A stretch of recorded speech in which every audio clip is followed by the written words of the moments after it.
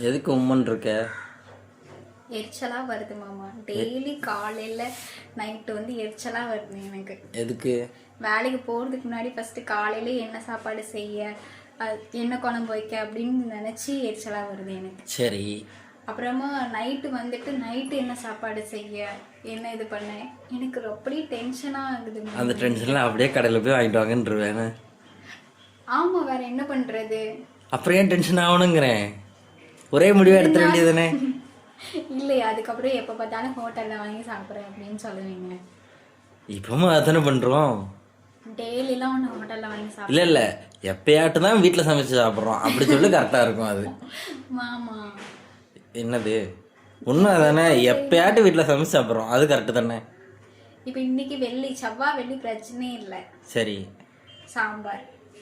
மற்ற நாள் பிரச்சனையா? மற்ற நாள் வந்து சரி, வாரத்தில் ஒரு நாள் மீன் குழம்பு, ஒரு நாள் கருவாட்டு குழம்பு, ஞாயிற்றுக்கிழமை ஆனால் கறி குழம்பு. ஆனால் இன்னும் ஒரு கிழமை இருக்குல்ல, அந்த குருமா குழம்பு இதெல்லாம் எனக்கு வரவே மாட்டேங்குது மாமா. ஏன்னா அது எனக்கு பிடிக்கும்ல. அது என்னன்னு தெரியல. ஏன்னா அது எனக்கு பிடிக்கும், அதனால உனக்கு வர மாட்டேங்குது. இல்லை அப்படி இல்லை, இந்த வெஜ்ஜே எனக்கு வர மாட்டேங்குது. நான்வெஜ் கூட அது அப்படியே. சரி, குருமா குழம்புக்குள்ள மீன் வெட்டி போட்டுரு. நீ சாப்பிடுவியா? அப்புறமா யாரும் சாப்பிட மாட்டா. பாத்ரூம்ல தான் போயிருக்கணும். நீ சும்மாவே அங்கதான் நடக்கு. நான் குக்கிங் கிளாஸ் போறேன். Cooking class?